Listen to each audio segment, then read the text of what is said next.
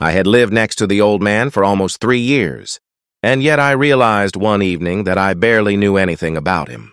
He always watered his plants at the same time every day, always wore simple clothes, always nodded politely when we passed in the hallway, never spoke more than a few words, never asked questions, never complained, just smiled.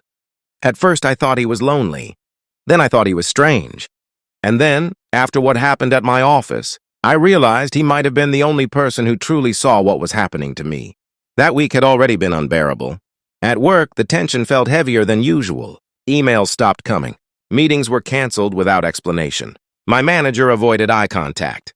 My access to certain files suddenly disappeared. I worked in corporate compliance at a large firm. Quiet work. Invisible work. The kind of work nobody noticed until something went wrong. And something had gone wrong.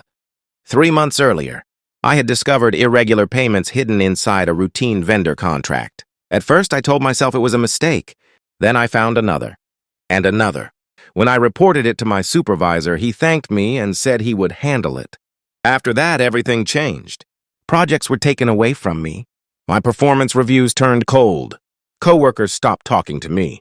I was excluded from meetings I had always attended. And then, on Friday afternoon, I was called into human resources. They said my position was being eliminated. No warning. No explanation. Just a polite smile and a thin envelope with severance papers. I left the building in silence, holding my box of personal items, trying not to cry in front of people who had already decided I no longer existed. By the time I reached my apartment, my hands were shaking. That was when I saw my neighbor. He was standing by the mailboxes holding a small package, looking at it as if it confused him. Without thinking, I said, "That one is mine." He looked up, surprised, then smiled and handed it to me. "Thank you," I said quietly. He studied my face for a moment, not in an uncomfortable way, but with a calm attention that felt strangely kind. "You look tired," he said gently. I almost laughed. Tired is one word for it. He nodded as if he understood more than I had said. We walked toward the stairs together. Halfway up, he stopped and looked at me. "If you're curious," he said calmly, "just ask." I blinked. "Ask what?" "Anything," he replied, smiling again. "Most answers come faster when we stop pretending we don't want them." Before I could respond, he wished me a good evening and continued up the stairs.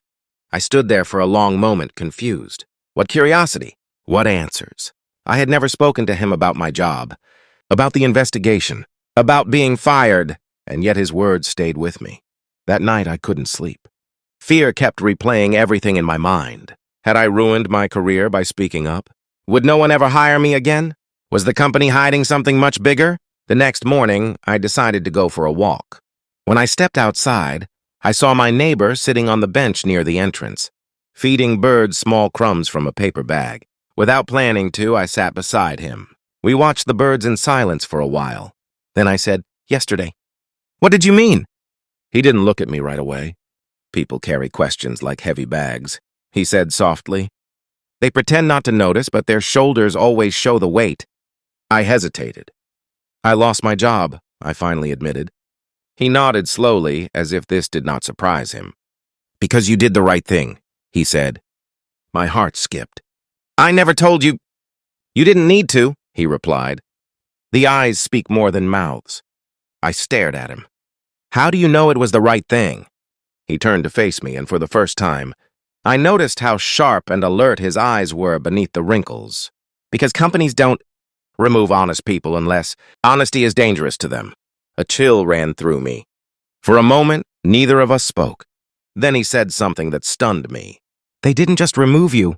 They're trying to bury the evidence." I felt my breath leave my chest. "What evidence?" He smiled calmly again.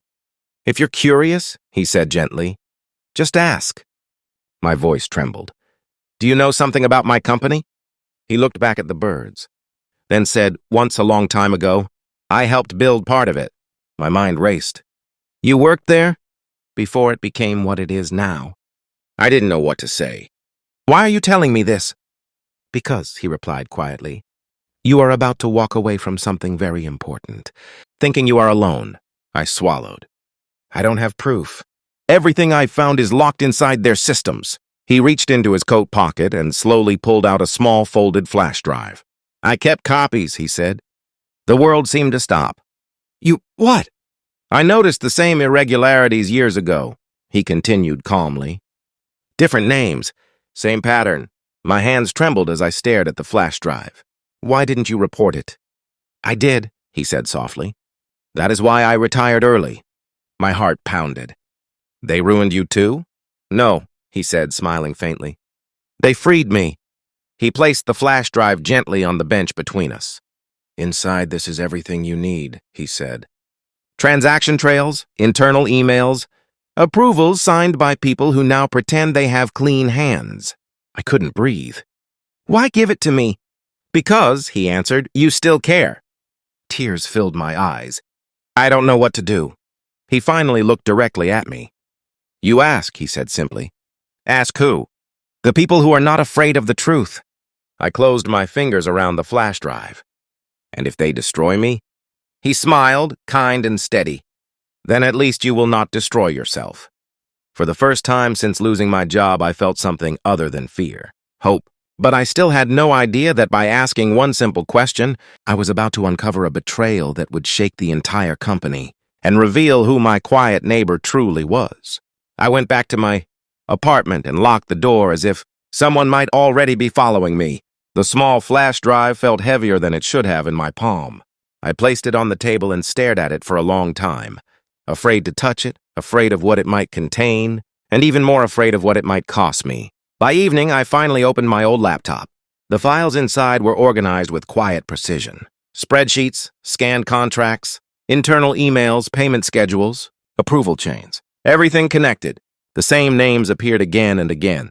Senior directors, finance executives, even the vice president who had personally congratulated me last year for ethical excellence. My stomach turned. They hadn't just hidden illegal payments. They had built an entire system around them. Shell vendors, fake consulting firms, offshore accounts, bonuses disguised as service fees. And the worst part came when I opened a folder labeled with my own department's name. Inside were copies of the reports I had submitted months ago, with handwritten notes added later. Handle internally. Silence risk. Remove source.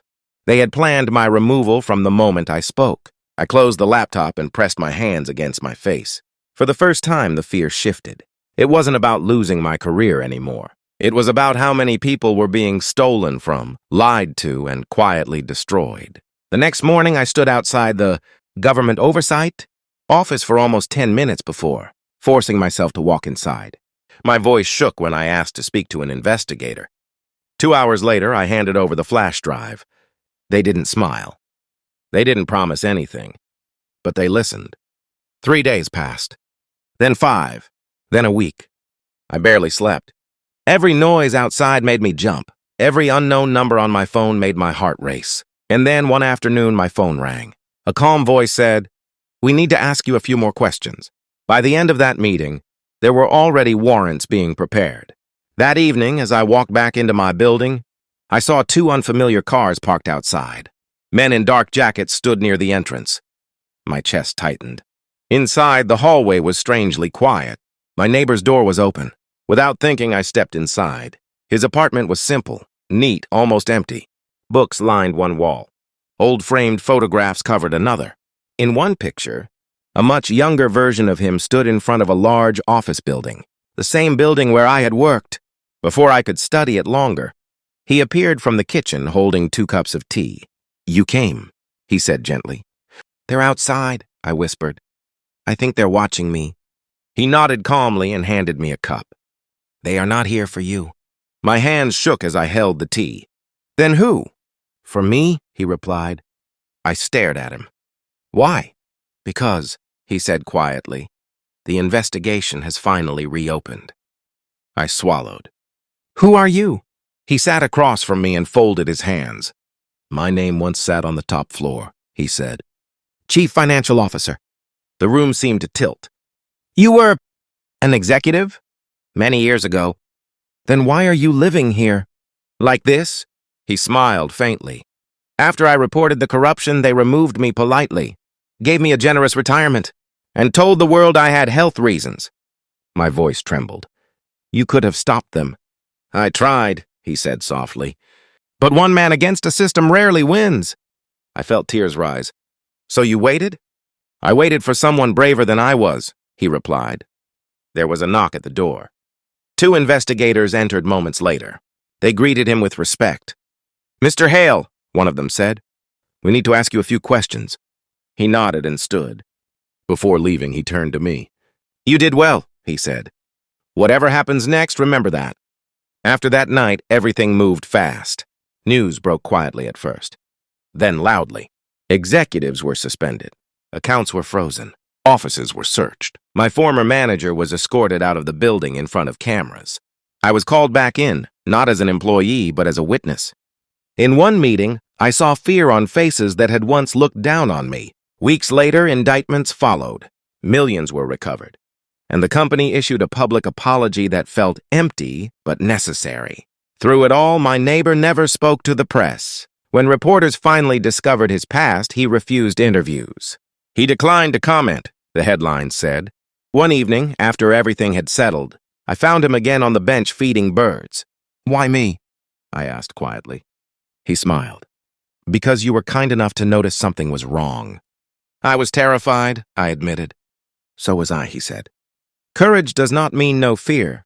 It means choosing not to obey it. I hesitated. You lost everything once. No, he said gently. I kept my conscience. That is not a small thing. A month later, I was offered a position at an ethics foundation. Different building. Smaller office. Less money, but more peace. On my first day, I stopped by his apartment to thank him. The door was closed. An empty sign hung on it. I asked the building manager.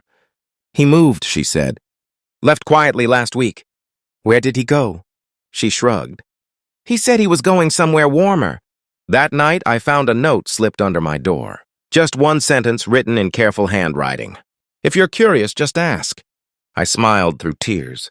Sometimes heroes don't wear suits. Sometimes they water plants, feed birds, and wait patiently for someone else to find the courage they once almost lost. And I learned something I will never forget. Kindness does not always arrive loudly. Sometimes it lives next door and waits